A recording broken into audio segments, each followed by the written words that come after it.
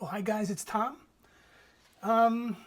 So a few days ago, I posted a video asking for some questions and thoughts or feelings, enthusiasms, anything that you might have to say about robots.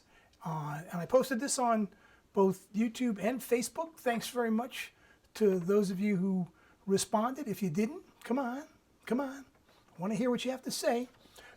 So I thought I'd take a shot at answering some of these thoughts, responding to them, answering questions, seeing what you guys might think about these issues as well. So the first response that I got had to do with relationships. And Tim Holmes, who has been on my podcast, by the way, I'll put a link in the show notes here for his my conversation with Tim. But Tim wrote, when sex bots come to market, what will be the prognosis for real relationships? Relationships are really hard work, and women tend to want to keep us guys in line. Really? I hadn't noticed that. Without the need for relating to real women in a secular age when other civilizing forces are so obviously also at ebb, what's to keep some portion of the male species from just dropping off the edge of civilized behavior? Thanks for the prompt, Tom. Thanks for the thoughts, Tim. I think this question is one that's going to become pretty prominent for many people and many couples when sex bots become more common. Look, we've seen Westworld, and we've seen Humans, and we know that there are real sex dolls that are roboticized now, starting to show up in the marketplace. They are still relatively primitive and a little bit creepy for some people, although not for everyone. Now, some of these dolls are exhibiting some real lifelike characteristics, and the emulation of humanity by a robot is going to become something that we have to get used to. Now, in regard to relationships with other people, I think what we're going to find is that while it might be, as Tim put it, maybe since relationships are hard work for us humans, it might be a little tricky for people to relate to one another rather than relating to a compliant, subservient robot.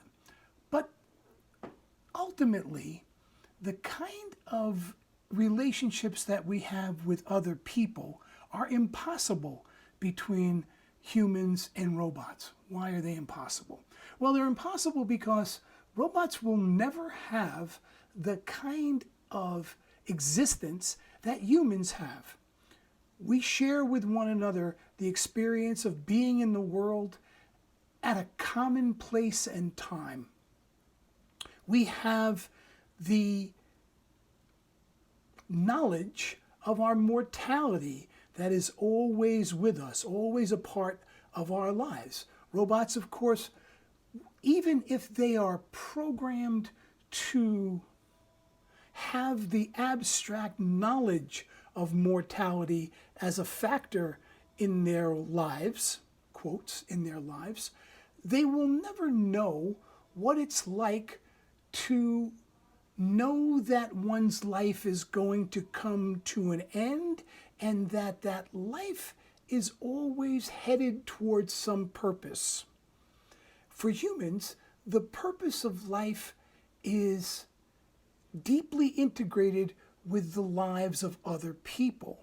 We know that because we are fellows with all of the other humans who share the earth with us, that we have a common bond with one another. That bond is the basis for our relationships with one another, whether they are sexual relationships, friendly relationships, parental relationships, transactional relationships. We all have these kinds of common understandings of one another's lives. fundamentally, that understanding is rooted in our mutual embodiedness. Since we are all humans, since we all have bodies, we are all common in our lived realities. And as we find another person with whom we share a deep resonance with that shared reality, that's where relationships, love, come from. That's where they emanate from. They emanate from that sense of intimacy with another human being who shares with us the experience of being human.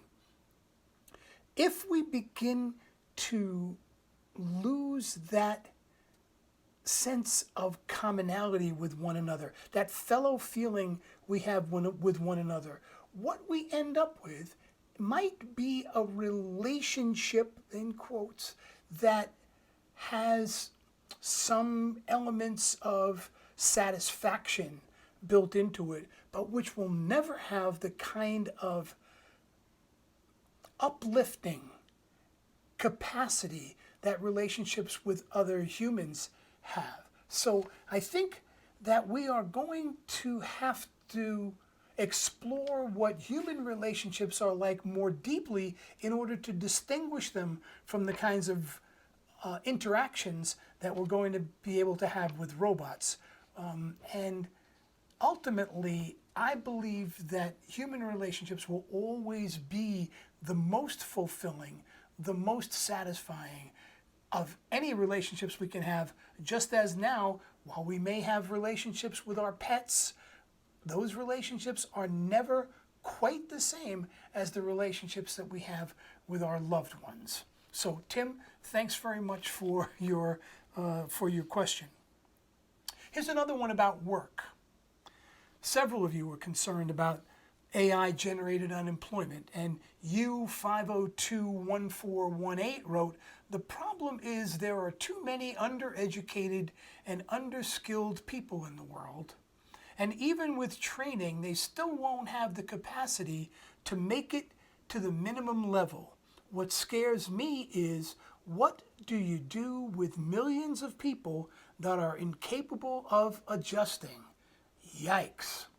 Well, obviously, this is a big question, and it's not one that we're going to be able to certainly resolve in a format like this. But what we can do is to think about work as a set of expanding capabilities that we generate with one another. Look, 100 years ago, nobody was a social media manager for a brand. Nobody had hundreds of jobs that we have today 100 years ago.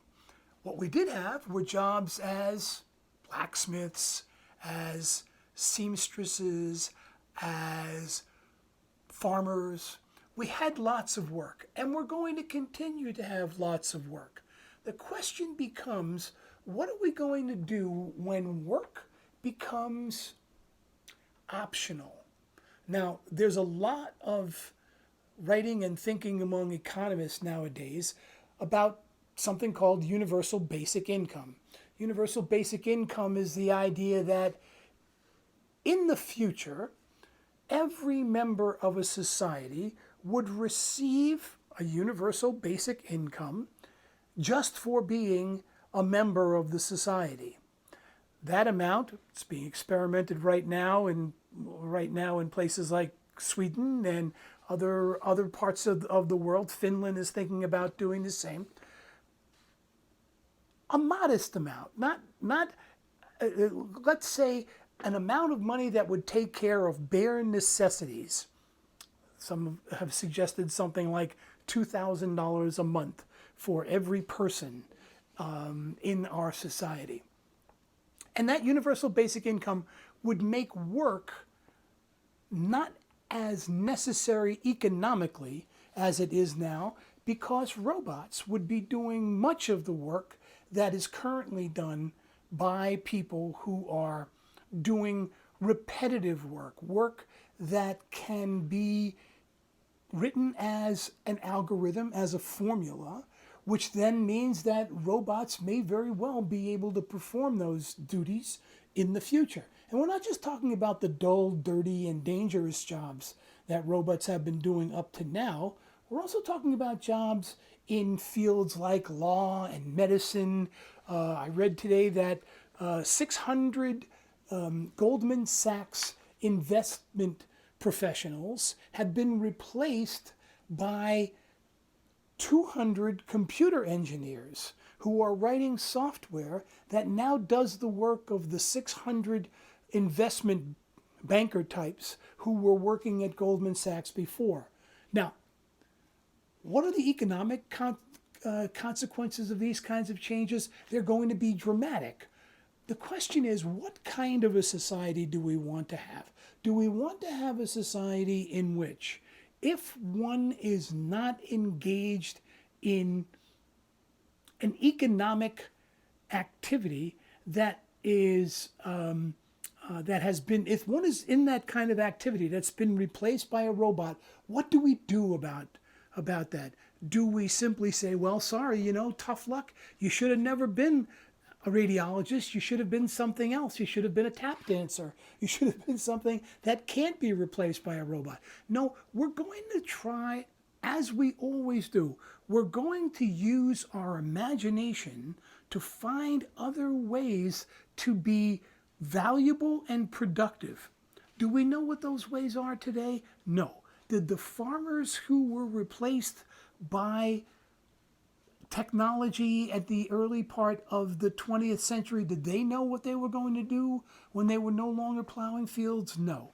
We are entering into now this period where lots of experimentation is going to take place around the kinds of work that will be productive and that will add value to people's lives. Remember, while robots, AI-equipped robots, may be able to carry out much of what we do today, let's say that the kind of strong value-added activity that we think of today as premium, great customer service, great recommendations, great understanding of us that people demonstrate when we are in a high quality kind of transactional relationship. Those things will be the purview of people for the foreseeable future. Robots, AI-equipped robots, may very well be able to perform many of the tasks that are involved in work. Let's say as a salesperson in a store, lots of showing the customer to the right shelves and making sure that shelves are fully stocked and being sure that the customer doesn't have any questions that can be answered quickly. Yeah, an AI-equipped robot may very well do that. We're seeing that at Lowe's now in Palo Alto. There's an experiment going on there with that. But the kind of interaction with customers that makes us feel like coming back to a store, that sense of being understood, of being helped, genuinely helped by another person, those are going to continue to be the purview of people for some time.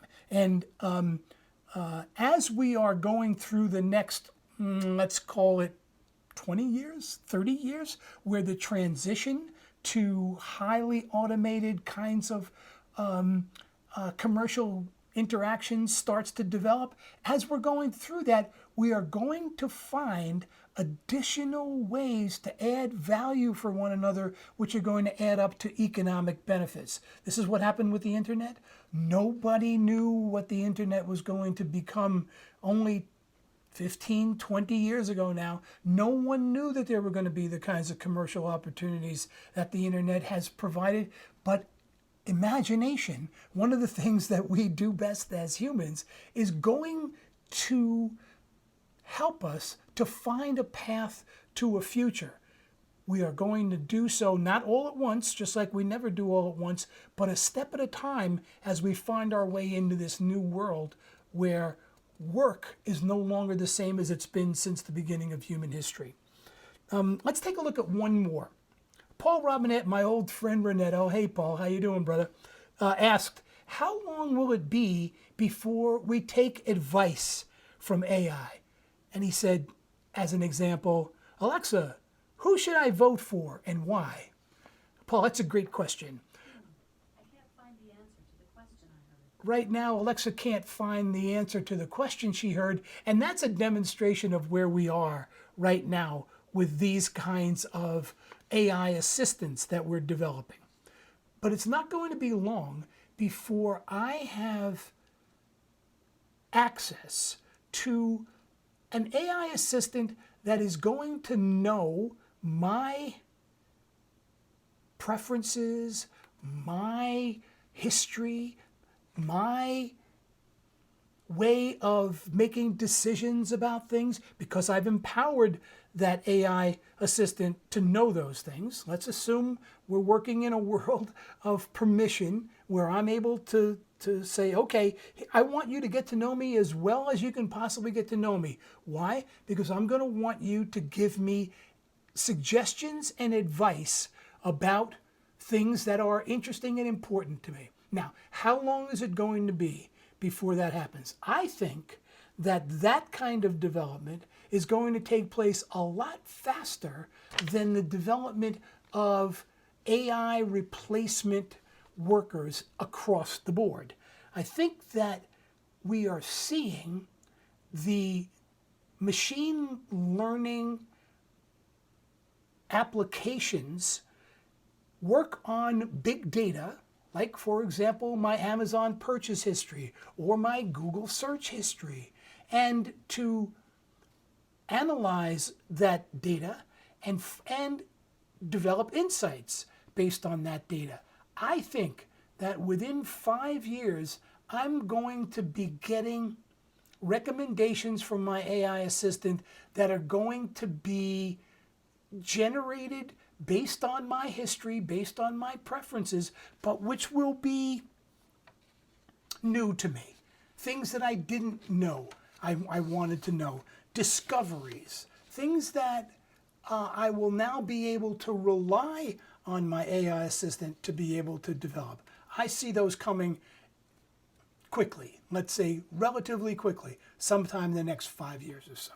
Finally, I think one viewer said she hopes, she or he, I'm not sure, the YouTube name was a little difficult to understand, believes that robots are going to help us to understand ourselves better. What she wrote or he wrote was, if robots can experience the same range of emotions as humans, can we truly consider them as simple objects anymore? That's a great question, and I'm going to leave that one for my next video on robots. Thanks a lot, and thoughts, questions, fears, feelings, enthusiasms, things you're interested in about robots and AI, leave your thoughts in the comment section below, and I'll see you out there.